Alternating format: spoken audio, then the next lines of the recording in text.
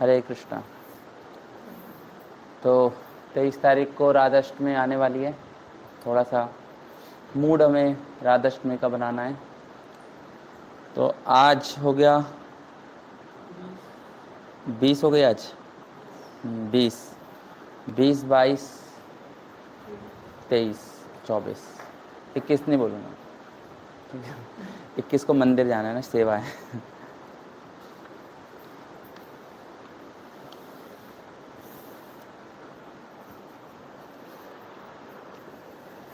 तो राधा रानी का प्रणाम मंत्र पढ़ लेते हैं। तप्त कांचन गौरांगे राधे वृंदावनेश्वरी वृषभानुसुते देवी प्रणमामि हरिप्रिये। तो राधा रानी एक ऐसा टॉपिक है, सारे बद्ध जीवात्माएं तो अनक्वालिफाइड ही हैं।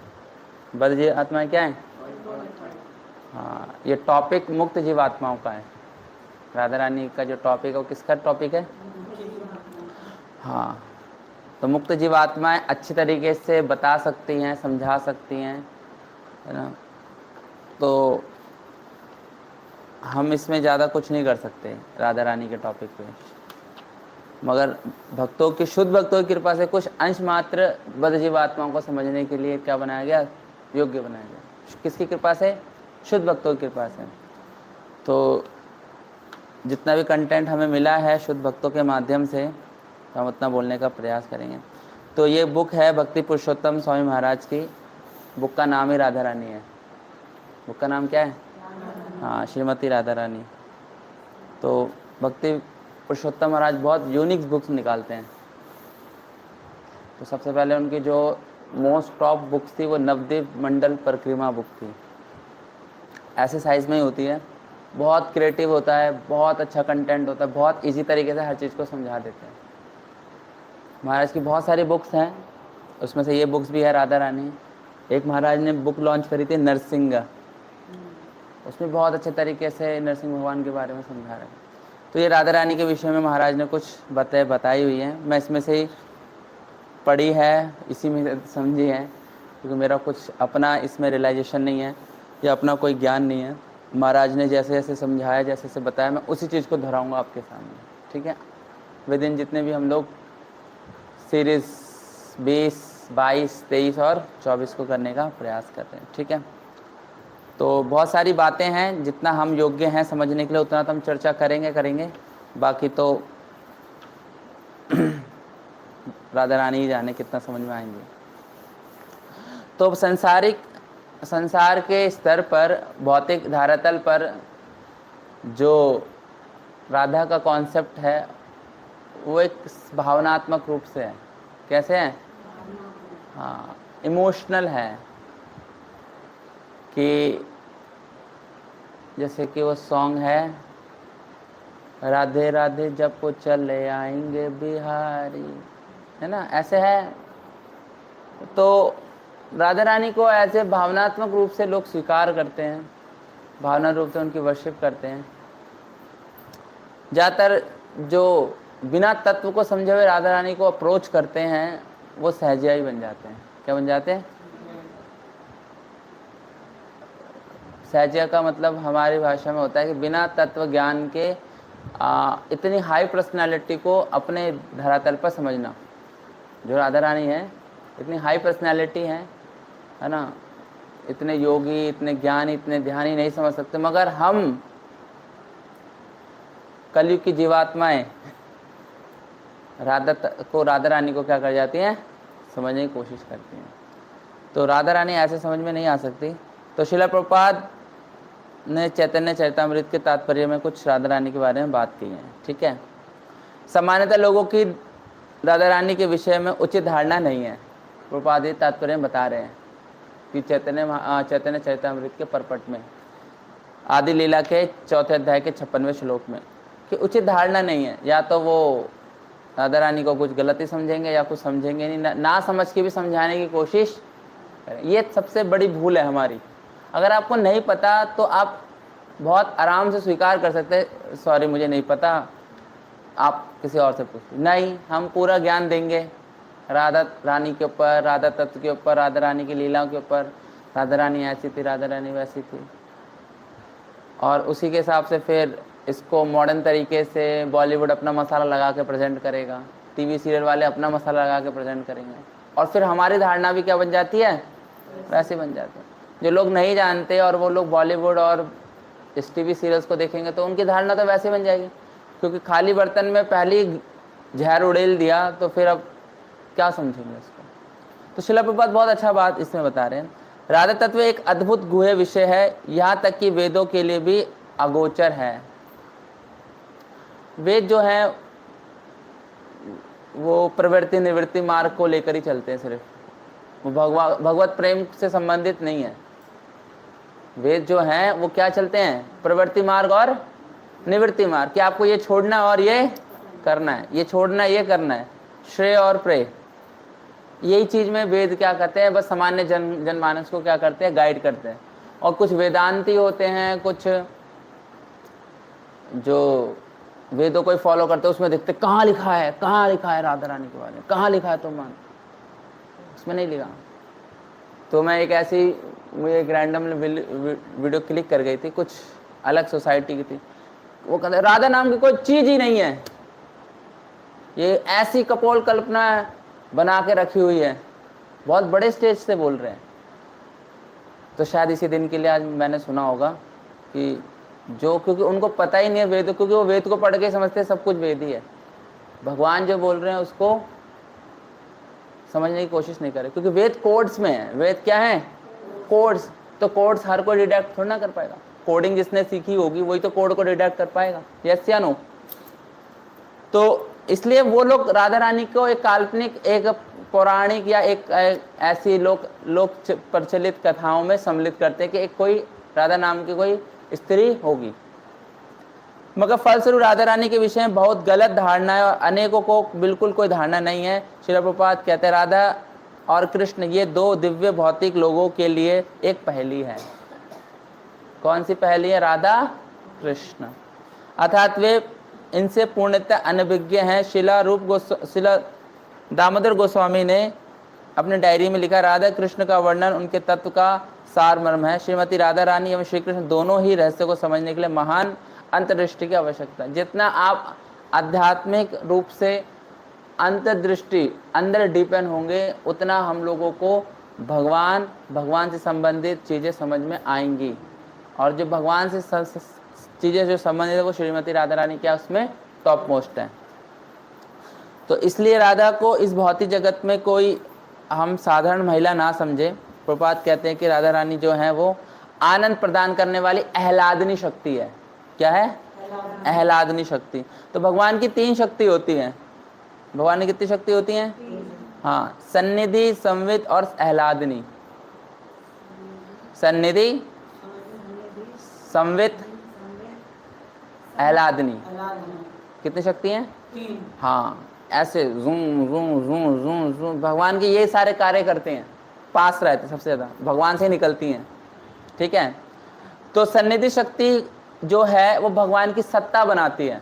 सन्निधि शक्ति क्या करती है, सत्ता बनाती है कि भगवान की मतलब वो इतनी एम्पावर्ड, इतनी पोटेंशियल दिखाती है, शो करती है, सेवा है उनकी कि भगवान एकमात्र क्या है, ईश्वर।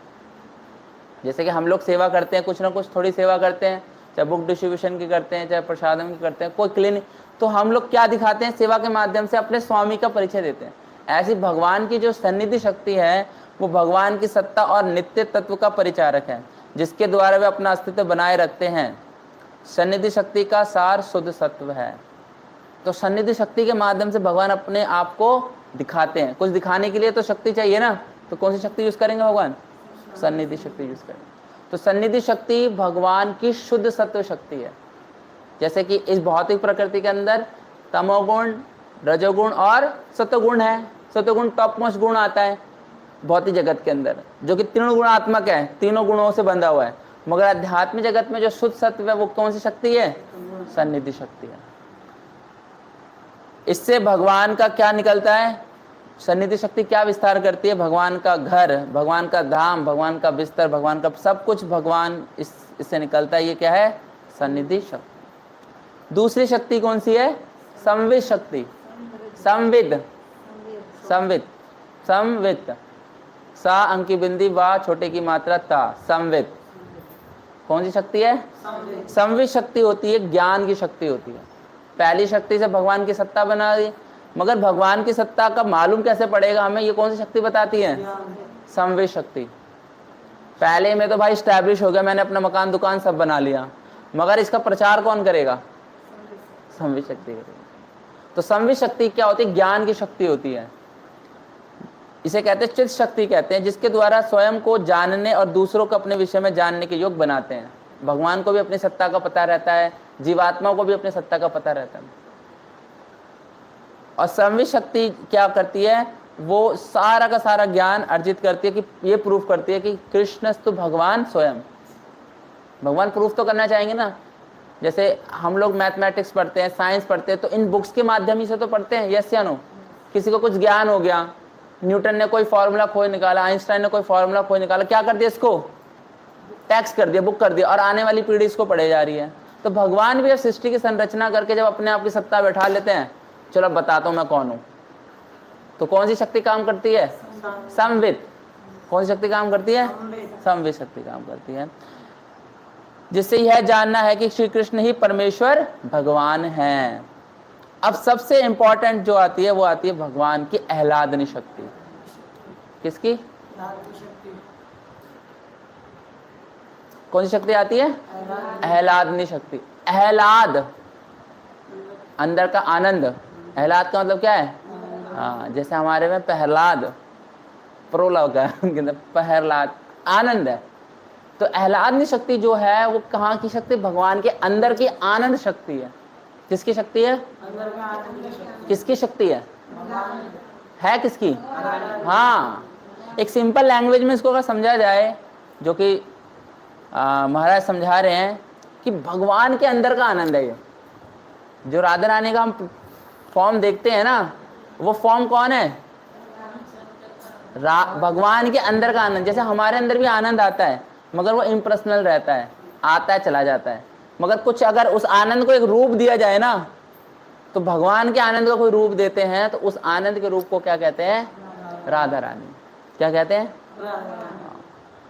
तो बिना तीन शक्तियों के समझे हुए राधा रानी को समझने की सबसे बड़ी इस भौतिक जगत में क्या कर रहे हैं जीवात्माएं? भूल कर रहे हैं। ना तो भगवान के कॉस्मोलॉजी को समझ रहे हैं, भगवान की सृष्टि संरचना को समझ रहे हैं, ना भगवान की सत्ता को समझ रहे हैं कि ईश्वर कौन है। सीधा राधा रानी कहाँ पर जाते हैं? सीधा राधा। तो ये सब उचित स्थिति नहीं है इस बात को समझने के लिए। इसलिए बताया गया चैतन्य चैतन्यामृत में, आह्लाद नेरा सारा प्रेमा, प्रेम सारा भाव, भावेरा परम प्राष्टा नाम महाभाव। आह्लादनी शक्ति का सार भगवत प्रेम है। आह्लादनी शक्ति क्या है? प्रेम है। भगवान का क्या है? प्रेम है। जैसे वो ज्ञान शक्ति है, और जो संवेदी शक्ति क्या है? भगवान की नित्य प्रचारिक शक्ति है। ऐसी जो आह्लादनी शक्ति क्या है? प्रेम है। तो इस बात को ऐसे समझ सकते हैं जैसे कि हमें अगर प्रेम चाहिए भगवान का, हमें प्रेम करना है, तो सोर्स कौन होगी? आह्लादनी शक्ति। अगर हमारे अंदर कोई सॉफ्टवेयर इंक्लूड अगर लव का करेंगे, तो लव का सॉफ्टवेयर इंक्लूड कौन करेगी? आह्लादनी शक्ति। इसलिए आप जितने भी अगर नॉन डिवोटी को देखेंगे और अगर वो राधा रानी को अप्रोच कर रहे हैं, तो उनकी स्थिति वैसी है कि बिना प्रोग्रामिंग के वो क्या कर रहे हैं? ऑपरेट होने की कोशिश कर रहे हैं। प्रोग्राम तो किया नहीं है। राधा रानी क्या करती हैं? प्रोग्रामिंग करती हैं। किसकी? प्रेम की। जीवात्मा के अंदर क्या देती हैं? प्रेम देती हैं कि आप कृष्ण से क्या करो? प्रेम करो। मगर जब तक हम लोग इस भाव, इस स्थिति में नहीं आएंगे कि जब तक हमें प्रोग्राम किया जाए, तो हम कैसे प्रेम कर सकते हैं भगवान? इसलिए कहते हैं कि जो कृष्ण प्रेम वो सुप्त अवस्था में सब कुछ दे रखा है, मगर जागृत कोई नहीं कर रहा है। कृष्ण प्रेम जो है वो क्या है? हाँ, जब हमारा मैन्युफैक्चर हुआ, जब हम बने, तब हमारे अंदर कृष्ण प्रेम है ऑलरेडी, मगर हम क्या है? सुप्त अवस्था में। वो जागृत किसके माध्यम से होगा? राधा रानी के पास। मगर इसी चीज को बाहर की जो अन्य संस्थाएं हैं, जो अन्य भौतिकवादी लोग हैं, जो धार्मिक, सो कॉल्ड धार्मिक भी हैं, वो क्या ले रही हैं? इस भाव को गलत ले रही हैं। इसलिए यहाँ बताया गया है कि महाभाव स्वरूपा श्री राधा रानी ठकुरानी सर्वगुण खाने कृष्णकांत शिरोमणि। श्रीमती राधा रानी महाभाव स्वरूपा है, ये सभी सद्गुण के आधार है, कृष्ण की प्रेयसियों में शिरोमणि है। कृष्ण प्रेमा भाविता या चित्रेंद्र काया कृष्ण निज शक्ति राधा क्रीड़ाया सहाया। जिसका मन इंद्रिय शरीर कृष्ण के प्रेम से पूरित है वह श्रीमती राधा रानी श्री कृष्ण की अपनी शक्ति हैं, वे श्री कृष्ण की लीलाओं में सहायता। हमें बस इतना समझना है कि राधा रानी कौन है, कृष्ण की शक्ति है और कृष्ण की लीलाओं में क्या करती हैं।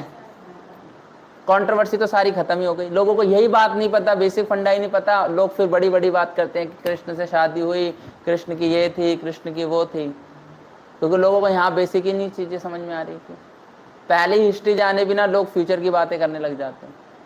तो यहाँ पर हमें समझना है कि जो तत्व अगर किसी को क्लियर होता है फिर उसको कोई दिक्कत नहीं आती। इसलिए बोलते राधा कृष्ण एक आत्मा दुई देहधारी अन्य अन्य विलासे रसा आस्वादनाकारी।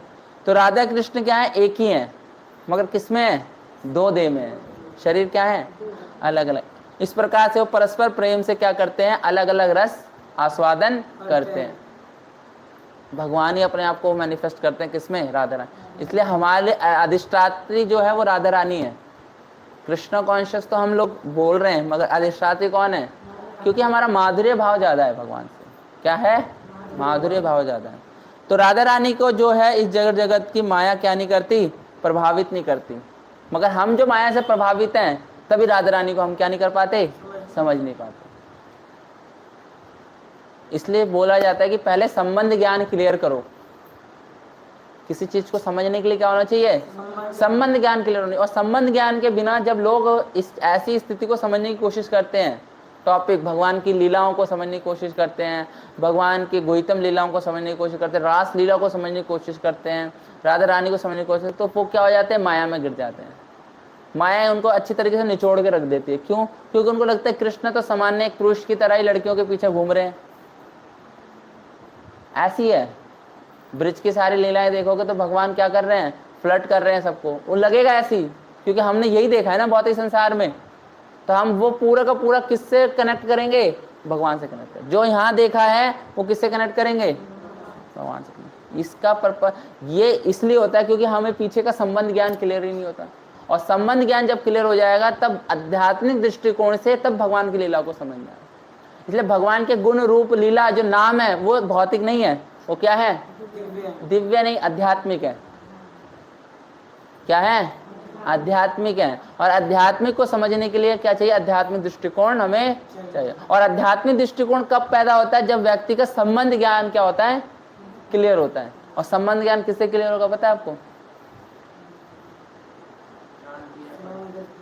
नहीं, संबंध ज्ञान किससे क्लियर होगा, संबंध ज्ञान क्लियर होगा भगवत गीता पढ़ के। भगवत गीता संबंध ज्ञान की बुक है। भगवत गीता क्या है, संबंध ज्ञान। अगर जिसने अच्छी तरह से भगवत गीता के कॉन्सेप्ट्स को समझ लिया है, ईश्वर जीव प्रकृति काल कर्म को समझ लिया है, फिर उसको उसका आध्यात्मिक दृष्टिकोण डेवलप हो जाएगा। क्या हो जाएगा, आध्यात्मिक दृष्टिकोण डेवलप हो जाए, तब वो भगवान की लीलाओं को क्या कर सकता है, समझ सकता है कि संबंध क्या है। भगवान मक्खन क्यों चुरा रहे, क्या भगवान के अंदर कमी है, भगवान गोपियों के वस्त्र क्यों चुरा रहे, कि भगवान को भगवान क्या कपड़ों की कमी है भगवान के पास।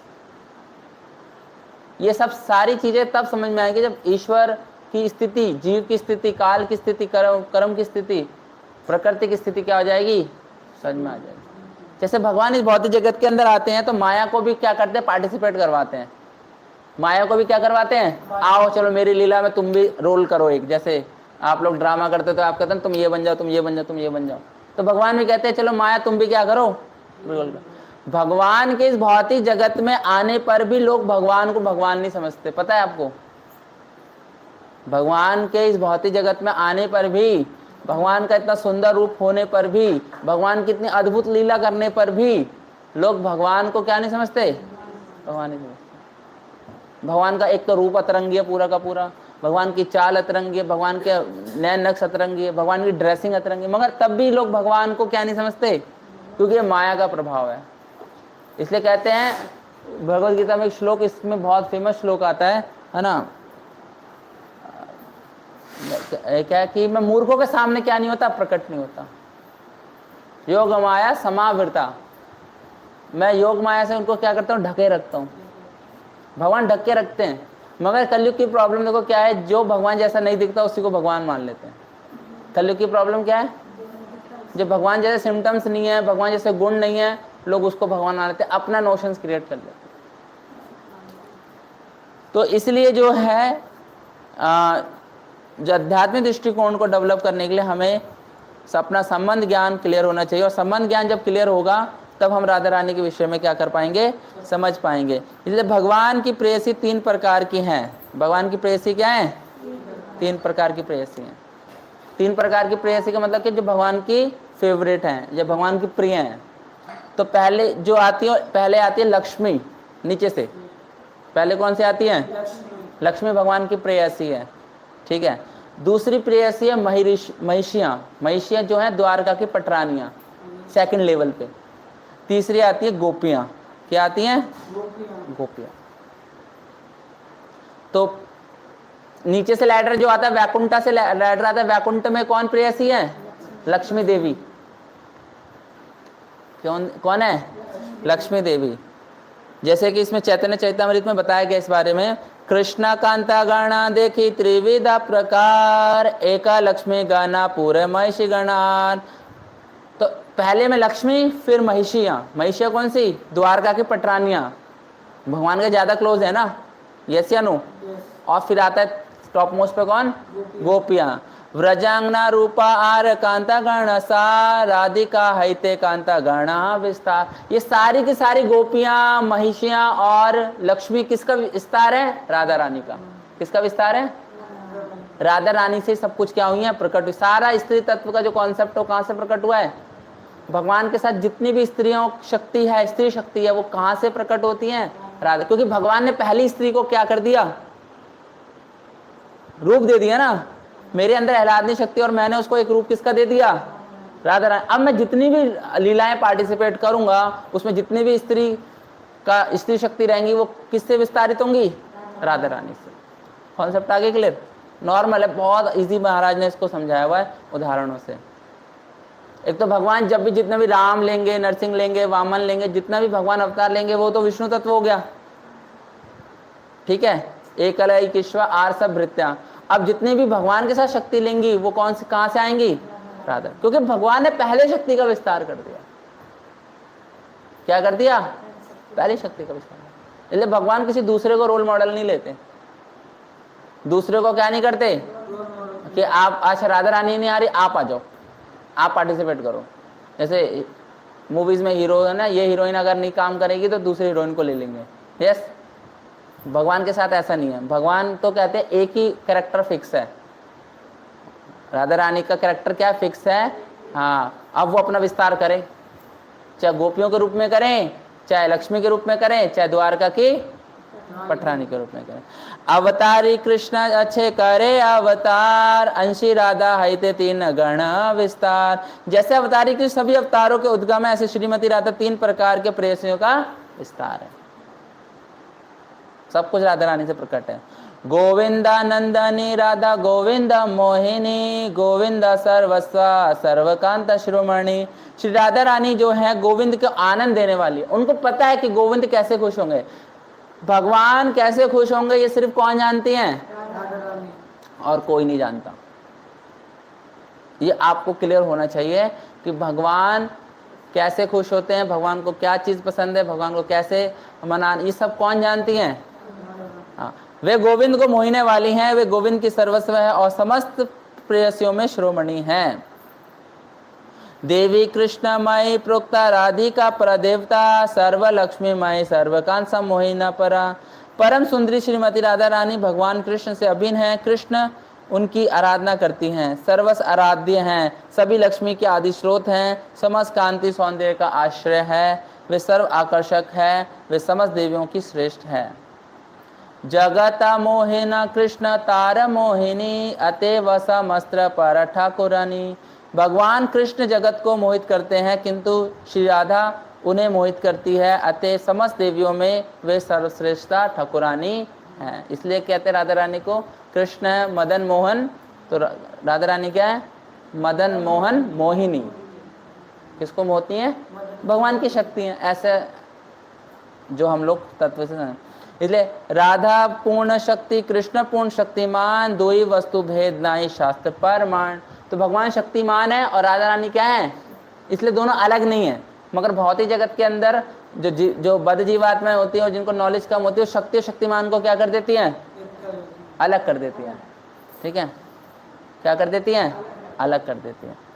तो श्रीमती राधा रानी पूर्ण शक्ति और भगवान शक्तिमान है, पूर्ण पुरुषोत्तम है, इन दोनों में कोई भेद नहीं है, ऐसा शास्त्रों का प्रमाण है। तो हम लोगों को कोई भेद करने का या कोई बांटने का कोई वो नहीं होना चाहिए। इसलिए लास्ट इसमें कहते हैं, एलादनी करे कृष्ण आनंद आस्वादन, एलादनी रे द्वारा करे भक्तगण पोषण। तो हमारी भक्ति का पोषण कौन करती हैं? क्योंकि उन्हीं के अंडर है। इसलिए भक्ति भगवान के हाथ में नहीं है, भक्ति किसके हाथ में है? राधा। और राधा रानी के हाथ में भक्ति, और राधा रानी के जितने भी रिप्रेजेंटेटिव हैं, भक्ति किसके हाथ में है? किसके हाथ में? आप लोग सो रहे हो मुझे लग रहा है। मैं क्या कह रहा हूँ? राधा रानी के हाथ में भक्ति है, और राधा रानी के जितने भी रिप्रेजेंटेटिव हैं, भक्ति उनके हाथ में। वो कौन है?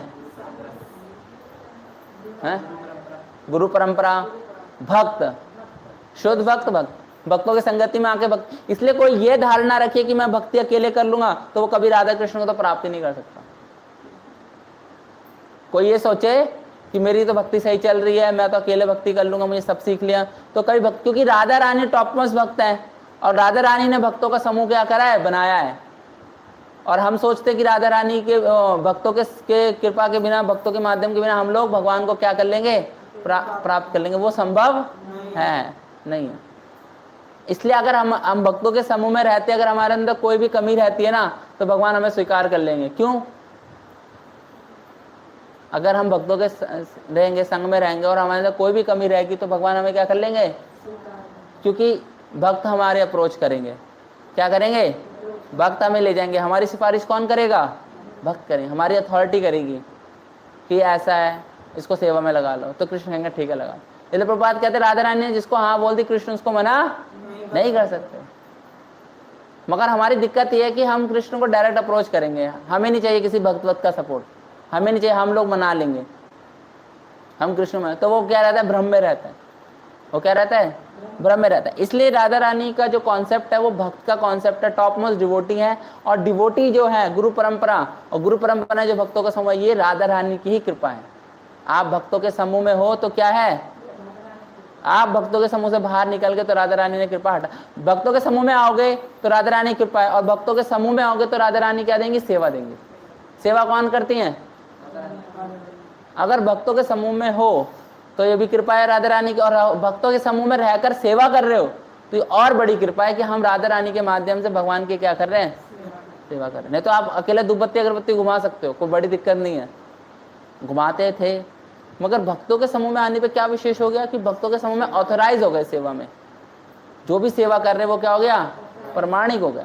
प्रमाणिकता चीजों में होनी चाहिए, ये सबसे इंपॉर्टेंट है, आप ध्यान रखना। सब लोग कुछ ना कुछ कर रहे हैं मगर प्रमाणिक तरीके से नहीं कर रहे हैं। क्या नहीं कर रहे? तो Radha Rani top most devotee है, राधा रानी के रिप्रेजेंटेटिव गुरु परंपरा, गुरु परंपरा ने इस तरह के भक्तों का समूह दे रखा है। इसको हमें अच्छी तरीके से समझना पड़ेगा। अगर गए अकेले तो कुछ नहीं मिलेगा आपको, बाहर निकल गए, भक्तों के समूह से निकल गए तो आपको कुछ नहीं मिलेगा। भ्रम में घूमते रहोगे कि हम सब कुछ कर रहे हैं, हरे कृष्ण कर रहे हैं। जो चीज़ है राधा रानी का, हरे वर्ड जो है, राधा रानी हमें सेवा में लगाई है, हमें सेवा में लगाई, सेवा मिल जाती है। नहीं, राधा रानी हमें सेवा नहीं चाहिए आपकी, कोई और कर ले। हमारी मत है कितनी मजबूरी है, हम लोग कितने गृहस्थी में फंसे हुए हैं। हाँ, सेवा मांगेंगे और सेवा आते क्या करेंगे? हरि बोल। प्रभु जी इतनी सेवाएं हैं, फेस्टिवल खत्म ही नहीं हो रहे आपके तो। यस या नो? फेस्टिवल खत्म ही नहीं हो रहे हैं। तो इसलिए हम लोग जो ये कर रहे हैं ना चैंटिंग, ये पता नहीं किस लिए कर रहे हैं, समझ में नहीं आ रहा। कोई कह रहा है मेरी बहुत अच्छी माला हुई, अच्छा किस लिए कर रहे हैं? नहीं, पूछो ना किस लिए कर रहे हैं? हमें कृष्ण का प्रेम प्राप्त हो जाए। तो कृष्ण का प्रेम प्राप्त करके करोगे क्या? गोलोक धाम में करोगे क्या भैया? है, सर्व करना है, चाहे यहाँ सर्व करो चाहे वहाँ सर्व करो। हमें कृष्ण से प्रेम है तो हम सर्विंग में लगातार लगे रहेंगे। हम कोई ऑप्शन नहीं बना के रखेंगे। हम लोग ये नहीं सोचेंगे कि यार बहुत हो गया, ठीक है हम लोग थोड़ा सा और। आप भगवान से अगर प्रेम मांग रहे हैं तो उस प्रेम को आपको दिखाना भी पड़ेगा। इसलिए प्रभुपाद कहते हैं simply I love is not sufficient, you should express your love to Krishna. आपको भगवान को अपना प्रेम प्रदर्शित करना पड़ेगा। कैसे? कुछ करके। इसलिए भक्ति सिद्धांत महाराज कहते हैं ना कि भगवान को देखने की कोशिश मत करो, कुछ ऐसा करो कि भगवान आपको देखे। कुछ ऐसा तो करो, मगर ऐसा कोई करना ही नहीं चाहता ऐसा कोई करना भी बना। तो ये राधा रानी कौन है ये हमने आपको बता दिया। राधा रानी तत्व को हमें थोड़ा सा क्लियर कर दिया। थोड़ा बार बार सुनेंगे इस टॉपिक को, लेक्चर को सुनेंगे तो आपको सब क्लियर हो जाएगा एग्जैक्ट चीज क्या है। ठीक है, फिर हम लोग आगे राधा रानी के बारे में कल विस्तार से चर्चा करें। इसमें कोई दिक्कत है, कोई समस्या, कोई प्रॉब्लम? चार नहीं होती, 3 होती हैं। सब राधा रानी से विस्तारित है, सारी राधा रानी से विस्तारित। गोपियां हैं, वृंदा देवी क्या गोपी है ना, वृंदे देवी क्या है, गोपी है ना। तो बता देना टॉप मोस्ट गोपी कौन है। सारे टॉप गोपियां सबसे टॉप मोस्ट पे आती हैं प्रेयसियों में, तो राधा रानी से निकली हुई। क्या क्या निकला? राधा रानी का रूप है। हाँ, सारी शक्ति तो राधा रानी से निकल रही है ना। लक्ष्मी की तो शक्ति होगी ना, वैकुंठ में लक्ष्मी मान लो, भौतिक जगत में दुर्गा मान लो।